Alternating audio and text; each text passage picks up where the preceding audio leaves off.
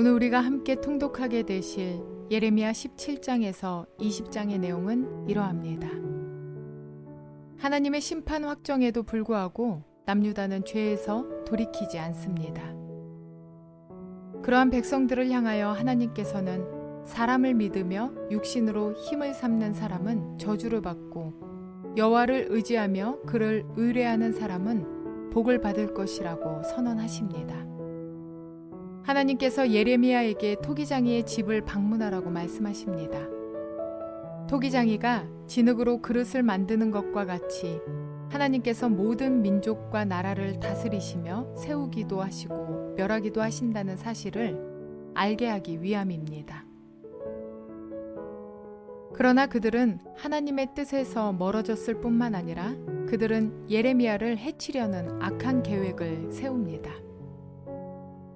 선지자 예레미야는 누구 하나 자신의 말에 귀 기울이는 이가 없고 옳은 말을 듣기 싫어하는 자들로부터 위협을 당하는 그 상황에서도 하나님의 말씀에 순종하며 토기장이의 그릇을 한번 깨뜨리면 다시 완전하게 할 수 없는 것과 같이 이스라엘 백성들과 예루살렘 성을 완전히 멸하시겠다는 그 하나님의 메시지를 전합니다. 예레미야는 자신의 온 삶을 바쳐 예루살렘의 멸망을 전했지만 이것은 그에게 박해와 핍박으로 되돌아옵니다. 그의 고향인 아나돗 사람들에 의해 생명의 위협을 당하기도 하고 밧수올에게 맞고 감금당하기도 합니다. 이처럼 이스라엘 백성들을 향해 조국의 멸망을 선포해야 했던 예레미야의 사역은 결코 쉽지 않았습니다. 하나님께서 주신 사명을 감당하기 위해 그는 자신의 온 삶을 던져야 했고 온몸으로 박해와 핍박을 받아야 했던 것입니다. 예레미야는 하나님의 말씀을 전함으로 인해서 종일토록 치욕과 모욕거리가 되고 있는 자기 사정을 하나님께 아뢰입니다. 그럼에도 불구하고 그는 하나님의 말씀을 전하는 일을 멈출 수가 없습니다. 그가 하나님의 말씀 전하기를 멈추고자 하면 그의 마음이 불붙는 것 같았기 때문입니다. 이 이야기는 그의 고통과 타는 듯한 사명감이 들어있음을 증거하고 있습니다. 그가 고통을 당하는 이유는 그의 조국 남유다를 위해 하나님의 말씀을 전했기 때문입니다. 온갖 수치와 조롱에도 불구하고 하나님의 말씀을 전할 수밖에 없었던 예레미야의 답답하고 안타까운 심정이 바로 우리 하나님의 심정이었습니다. 이러한 내용들을 기억하셔서 통독에 도움이 되시기를 바랍니다. 예레미야 17장. 유다의 죄는 그들의 마음판에 철필로 기록되어 있고 금강석 촉으로 새겨져 있다. 그들의 제단불 위에도 그 죄가 새겨져 있다. 자손은 그 기록을 보고서 조상이 지은 죄를 기억할 것이다. 온갖 푸른 나무 곁에, 높은 언덕에, 들판에 있는 여러 산에 그들의 조상이 쌓은 제단과 만들어 세운 아세라 목상들을 기억할 것이다. 네가 나라 구석구석에서 지은 죄의 값으로 내가 네 모든 재산과 보물을 약탈품으로 원수에게 넘겨주겠다. 그리고 너는 내 몫으로 받은 땅에서 쫓겨날 것이며 네가 알지도 못하는 땅으로 끌려가서 내 원수를 섬기게 될 것이다. 너희가 나의 분노를 불처럼 타오르게 하였으니 이 분노의 불이 영원히 꺼지지 않을 것이다. 나 주가 말한다. 나 주에게서 마음을 멀리하고 오히려 사람을 의지하며 사람이 힘이 되어 주려니 하고 믿는 자는 저주를 받을 것이다.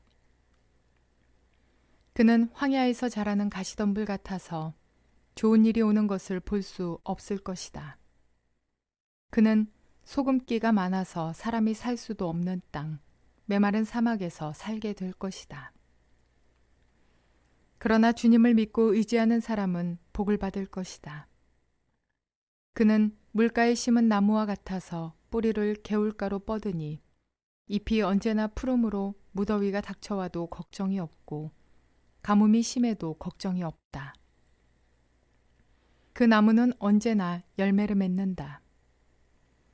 만물보다 더 거짓되고 아주 썩은 것은 사람의 마음이니 누가 그 속을 알 수 있습니까? 각 사람의 마음을 살피고 심장을 감찰하며 각 사람의 행실과 행동에 따라 보상하는 이는 바로 나 주다. 불의로 재산을 모은 사람은 자기가 낳지 않은 알을 품는 자고새와 같아서 인생의 한창 때에 그 재산을 잃을 것이며 말년에는 어리석은 사람의 신세가 될 것이다. 우리의 성전은 영광스러운 보좌와 같다. 처음부터 높은 산 위에 자리를 잡았다. 주님, 이스라엘의 희망은 주님이십니다. 주님을 버리는 사람마다 수치를 당하고 주님에게서 떠나간 사람마다 생수의 근원이신 주님을 버리고 떠나간 것이므로 그들은 땅바닥에 쓴 이름처럼 지워지고 맙니다. 주님, 저를 고쳐주십시오. 그러면 제가 나을 것입니다. 저를 살려주십시오. 그러면 제가 살아날 것입니다. 주님은 제가 찬양할 분이십니다. 백성이 저에게 빈정거리는 말을 들어보십시오. 주님께서는 말씀으로만 위협하시지 별것도 아니지 않으냐. 어디 위협한 대로 되게 해보시지 합니다. 그러나 저는 목자가 되지 않으려고 도망을 가거나 주님 섬기기를 피하려고 하지도 않았습니다. 재앙의 날을 오게 해달라고 간구하지도 않았습니다. 주님께서 보시는 앞에서 제가 아뢰었으므로 주님께서는 제가 무엇을 아뢰었는지를 알고 계십니다. 저를 무섭게 하지 마십시오. 주님은 재앙의 날에 저의 피난처이십니다. 저를 박해하는 사람들이 수치를 당하게 하시고 제가 수치를 당하지는 않게 하여 주십시오. 그들이 무서워 당황하게 하시고 제가 무서워 당황하지는 않게 하여 주십시오. 이제는 그들에게 재앙의 날이 오게 하시며 갑절의 형벌로 그들을 멸망시켜 주십시오. 주님께서 나에게 이렇게 말씀하셨다. 너는 가서 유다의 왕들이 출입하는 백성의 문과 예루살렘의 모든 성문에 서서 그들에게 전하여라. 이 모든 성문으로 들어오는 유다의 왕들과 유다의 모든 백성과 예루살렘의 모든 주민아, 너희는 나 주의 말을 들어라. 나 주가 말한다. 너희가 생명을 잃지 않으려거든 안식일에는 어떠한 짐도 옮기지 말고 짐을 가지고 예루살렘의 성문 안으로 들어오지도 말아라. 안식일에는 너희의 집에서 짐도 내가지 말아라. 어떠한 일도 해서는 안 된다.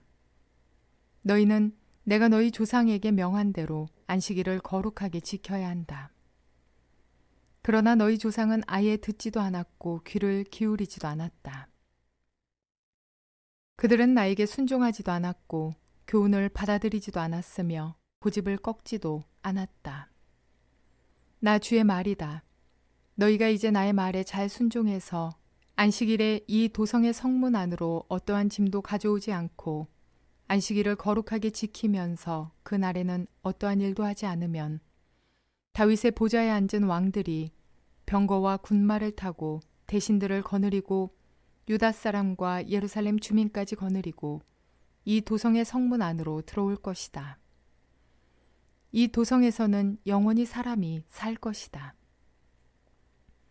유다의 성읍들과 예루살렘 주변과 베냐민 땅과 평원지대와 산간지역과 남방에서부터 사람들이 번제물과 희생제물과 곡식제물과 유향을 가지고 와서 주의 성전에서 감사의 제물로 바칠 것이다. 그러나 너희가 안식일을 거룩하게 지키라는 나의 말을 듣지 않고 안식일에 짐을 옮기며 예루살렘의 성문 안으로 짐을 가지고 들어오면 내가 이 성문에 불을 질러 예루살렘의 궁궐을 태워버릴 것이다. 아무도 그 불을 끄지 못할 것이다. 예레미야 18장.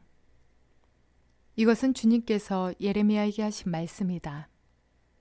너는 어서 토기장이의 집으로 내려가거라. 거기에서 내가 너에게 나의 말을 선포하겠다. 그래서 내가 토기장이의 집으로 내려갔더니 토기장이가 마침 물레를 돌리며 일을 하고 있었다.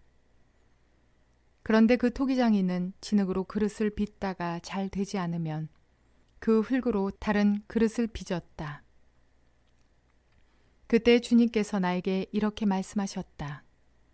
이스라엘 백성아, 내가 이 토기장이와 같이 너희를 다룰 수가 없겠느냐. 나 주의 말이다. 이스라엘 백성아, 진흙이 토기장이의 손 안에 있듯이 너희도 내 손 안에 있다. 내가 어떤 민족이나 나라의 뿌리를 뽑아내거나 그들을 부수거나 멸망시키겠다고 말을 하였더라도 그 민족이 내가 경고한 죄악에서 돌이키기만 하면 나는 그들에게 내리려고 생각한 재앙을 거둔다. 그러나 내가 어떤 민족이나 나라를 세우고 심겠다고 말을 하였더라도 그 백성이 나의 말을 순종하지 않고 내가 보기에 악한 일을 하기만 하면 나는 그들에게 내리기로 약속한 복을 거둔다. 그러므로 너는 이제 유다 사람과 예루살렘 주민에게 전하여라. 나 주가 말한다. 내가 너희에게 내릴 재앙을 마련하고 있으며 너희를 칠 계획도 세우고 있다. 그러므로 너희는 어서 각기 자신의 사악한 길에서 돌이키고 너희의 행동과 행실을 고쳐라. 네가 이렇게 말하면 그들은 이르기를 그럴 필요 없다. 우리는 우리 생각대로 살아가겠다. 우리는 각자 자신의 악한 마음에서 나오는 고집대로 행동하겠다 할 것이다. 그러므로 나 주가 말한다. 누가 이와 같은 말을 들어보았는지 세상 만민에게 물어보아라. 처녀 이스라엘은 너무 역겨운 일을 저질렀다. 레바논 산의 험준한 바위 봉우리에 눈이 없는 때가 있더냐. 거기에서 흘러내리는 시원한 물줄기가 마르는 일이 있더냐. 그러나 내 백성은 나를 잊어버리고 헛된 우상들에게 분향을 한다. 옛부터 걸어온 바른 길을 벗어나서 이정표도 없는 길로 들어섰다. 그들이 사는 땅을 황폐하게 만들어 영영 비웃음거리가 되게 하니 그곳을 지나가는 사람마다 놀라서 머리를 흔들며 비웃는다. 내가 그들을 원수 앞에서 흩어버리기를 동풍으로 흩어버리듯 할 것이며 그들이 재난을 당하는 날 내가 그들에게 등을 돌리고 내 얼굴을 보이지 않을 것이다. 백성이 나를 두고 이르기를 이제 예레미야를 죽일 계획을 세우자. 이 사람이 없어도 우리에게는 율법을 가르쳐줄 제사장이 있고 지혜를 가르쳐줄 현자가 있으며 말씀을 전하여줄 예언자가 있다. 그러니 어서 우리의 혀로 그를 헐뜯자. 그가 하는 모든 말을 무시하여 버리자 합니다. 주님, 저의 호소를 들어주십시오. 원수들이 저를 두고 하는 말을 들어보십시오. 선을 악으로 갚아도 되는 겁니까? 그런데도 그들은 제 목숨을 노려서 함정을 팠습니다. 제가 주님 앞에 나서서 그들을 변호한 것, 주님께서 그들을 보시고 진노하셨지만 주님의 진노를 풀어드리려고 그들을 생각하면서 주님의 은혜를 간구한 것을 기억하여 주십시오. 그들이 이렇게 배응망덕하니 그들의 아들딸들이 굶어 죽거나 전쟁에서 죽게 하여 주십시오. 그들의 아내들이 아들딸들을 잃게 하시고 남편들을 잃어 과부가 되게 하여 주십시오. 장정들은 전쟁터에서 칼에 찔려 죽게 하여 주십시오. 그들이 저를 잡으려고 함정을 팠고 제 발을 걸리게 하려고 올가미들을 숨겨놓았으니 주님께서 그들에게 약탈하는 자들을 졸지에 보내주셔서 그들의 집집마다 울부짖는 소리가 터져나오게 하여 주십시오. 주님, 저를 죽이려는 그들의 모든 흉계를 주님께서는 다 아시니 그들의 죄악을 용서하지 마시고 그들의 허물을 가볍게 다루지도 마십시오. 주님께서 진노하시는 날에 그들이 주님 앞에서 거꾸러져 죽게 하여 주십시오. 예레미야 19장. 주님께서 나에게 말씀하셨다. 너는 토기장이를 찾아가서 항아리를 하나 산 다음에 백성을 대표하는 장로 몇 사람과 나이든 제사장 몇 사람을 데리고 하시드문 어귀 곁에 있는 흰놈의 아들 골짜기로 나아가서 내가 너에게 일러주는 말을 거기에서 선포하여라. 너는 이렇게 말하여라. 너희 유다 왕들과 예루살렘 모든 주민아, 너희는 나 주의 말을 들어라. 나 만군의 주 이스라엘의 하나님이 말한다. 내가 이곳에 재앙을 내릴 터이니 이 재앙은 그 소식을 듣는 모든 사람의 귀가 얼얼해질 만큼 무서운 재앙이 될 것이다. 이것은 그들이 나를 저버리고 이곳을 남의 나라처럼 만들어 놓고 그들 자신뿐만 아니라 그들의 조상이나 유다 왕들도 전혀 알지 못하던 다른 신들에게 분향하고 이곳을 죄 없는 사람들의 피로 가득 채워놓았기 때문이다. 그리고 그들은 제 자식들을 바알에게 번제물로 불살라 바치려고 바알의 산당들을 세움으로써 내가 그들에게 명한 적도 없고 말한 적도 없는 내가 상상조차도 하여 본 적이 없는 죄를 저질렀기 때문이다. 그러므로 보아라. 그날이 오면 다시는 도벳이나 흰놈의 아들 골짜기라고 부르지 않고 오히려 살육의 골짜기라고 부를 것이다. 나 주의 말이다. 내가 이곳에서 유다와 예루살렘의 계획을 좌절시키고 그들이 전쟁할 때에 원수들의 칼에 찔려 죽게 하고 그들의 목숨을 노리는 사람들의 손에 죽게 하고 그들의 시체는 공중의 새와 들짐승의 먹이가 되게 하겠다. 내가 이렇게 이 도성을 폐허로 만들 것이며 비웃음거리가 되게 하겠다.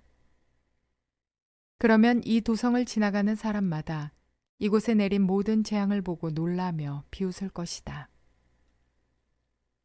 그리고 그들은 목숨을 노리는 원수에게 포위되어 공경에 빠지면 그들은 제 자식들을 잡아먹고 이웃끼리도 서로 잡아먹을 것이다.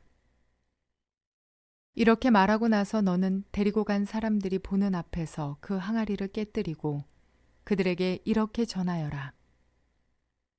만군의 주가 말한다. 토기 그릇은 한 번 깨지면 다시 원상태로 쓸 수 없다. 나도 이 백성과 이 도성을 토기 그릇처럼 깨뜨려 버리겠다. 그러면 더 이상 시체를 묻을 자리가 없어서 사람들이 도벳에까지 시체를 묻을 것이다. 내가 이곳과 여기에 사는 주민을 이처럼 만들어 놓겠다. 반드시 이 도성을 도벳처럼 만들어 놓겠다. 나 주의 말이다. 예루살렘의 집들과 유다 왕궁들이 모두 도벳의 터처럼 불결하게 될 것이다. 이는 집집마다 사람들이 지붕 위에서 온갖 천체에게 향을 피워 올리고 이방신들에게 술을 부어 제물로 바쳤기 때문이다. 예레미야는 주님께서 예언하라고 보내신 도벳에서 돌아와 주님의 성전 뜰에 서서 모든 백성에게 말하였다. 나 만군의 주 이스라엘의 하나님이 말한다. 이 백성이 고집을 부려 나의 말에 순종하지 않았으므로 이제 내가 이미 선포한 그 모든 재앙을 이 도성과 거기에 딸린 모든 성읍 위에 내리겠다. 예레미야 20장. 임멜의 아들로서 제사장이면서 주님의 성전에서 총감독으로 일하는 밧스올이 이렇게 예언하는 예레미야의 모든 말을 듣고서 예언자 예레미야를 때리고 그에게 착고를 채워서 주님의 성전 위쪽 베냐민 대문 근처에다가 가두었다. 다음날 아침에 밧스올이 예레미야의 착고를 풀어줄 때에 예레미야가 그에게 이렇게 말하였다. 주님께서 이제는 당신의 이름을 밧스올이라 부르시지 않고 마골 및 사빕이라고 부르실 것이요. 당신을 두고 주님께서 나에게 이렇게 말씀하셨소. 내가 너를 너와 네 모든 친구에게 두려움이 되게 할 것이니 너는 네 친구들이 원수의 칼에 찔려 쓰러지는 것을 네 눈으로 직접 볼 것이다. 또 내가 유다 백성을 모두 바벨로니아 왕의 손에 넘겨주면 그 왕은 백성을 더러는 바벨로니아로 사로잡아가고 더러는 칼로 죽일 것이다. 또 내가 이 도성의 모든 재물과 그 모든 재산과 그 모든 귀중품과 유다 왕들의 모든 보물을 원수의 손에 넘겨주어서 그들이 모두 약탈하고 탈취하여 바빌로니아로 가져가게 하겠다. 그리고 밧스올아, 너와 내 집에 사는 모든 사람은 포로가 되어서 바벨로니아로 끌려갈 것이니 너는 내 거짓 예언을 들은 내 모든 친구와 함께 거기에서 죽어 그곳에 묻힐 것이다. 주님, 주님께서 나를 속이셨으므로 내가 주님께 속았습니다. 주님께서는 나보다 더 강하셔서 나를 이기셨으므로 내가 조롱거리가 되니 사람들이 날마다 나를 조롱합니다. 내가 입을 열어 말을 할 때마다 폭력을 고발하고 파멸을 외치니 주님의 말씀 때문에 나는 날마다 치욕과 모욕거리가 됩니다. 이제는 주님을 말하지 않겠다. 다시는 주님의 이름으로 외치지 않겠다 하고 결심하여 보지만 그때마다 주님의 말씀이 나의 심장 속에서 불처럼 타올라 뼛속에까지 타들어가니 나는 견디다 못해 그만 항복하고 맙니다. 수많은 사람이 수군거리는 소리를 나는 들었습니다. 예레미야가 겁에 질려 있다. 너희는 그를 고발하여라. 우리도 그를 고발하겠다 합니다. 나와 친하던 사람들도 모두 내가 넘어지기만을 기다립니다. 혹시 그가 실수를 하기라도 하면 우리가 그를 덮치고 그에게 보복을 하자 합니다. 그러나 주님은 내 옆에 계시는 힘센 용사이십니다. 그러므로 나를 박해하는 사람들이 힘도 쓰지 못하고 쓰러질 것입니다. 이처럼 그들이 실패해서 그들은 영원히 잊지 못할 큰 수치를 당할 것입니다. 만군의 주님은 의로운 사람을 시험하시고 생각과 마음을 감찰하시는 분이십니다. 내 억울한 사정을 주님께 아뢰었으니 주님께서 그들에게 내 원수를 갚아주십시오. 내가 그것을 보기를 원합니다. 주님께 노래하여라. 주님을 찬양하여라. 주님께서는 억압받는 사람들을 악인들의 권세에서 건져주신다. 내가 태어난 날이 저주를 받았어야 했는데 어머니가 나를 낳은 날이 복된 날이 되지 말았어야 했는데 나의 아버지에게 아들입니다, 아들 하고 소식을 전하여 아버지를 기쁘게 한 그 사람도 저주를 받았어야 했는데 바로 그 사람은 주님께서 사정없이 뒤엎어 놓으신 성읍들처럼 되어서 아침에는 울부짖는 고통소리를 듣고 대낮에는 전쟁의 함성을 들었어야 했는데 내가 모태에서 죽어 어머니가 나의 무덤이 되었어야 했는데 내가 영원히 모태 속에 있었어야 했는데 어찌하여 이 몸이 모태에서 나와서 이처럼 고난과 고통을 겪고 나의 생애를 마치는 날까지 이러한 수모를 받는가. 씨를 뿌리는 농부에게는 밭이 중요합니다.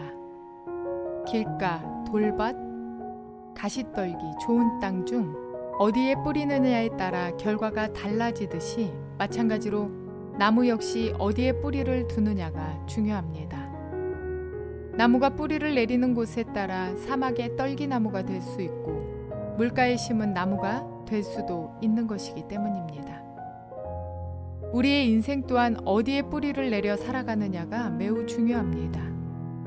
어디에 기반을 두느냐에 따라 인생의 결과가 메말라 버려지는지 풍성한 열매로 기쁨이 넘치는지가 결정됩니다. 하나님을 의지하는 사람은 시냇가에 심겨진 나무와 같아서 어떠한 어려움에도 굳건히 서서 나갈 수 있지만 하나님 대신 다른 그 무엇을 믿고 인생을 살아가는 사람은 좋은 일이 오는 것을 보지 못하고 광야 같은 인생을 살게 됩니다.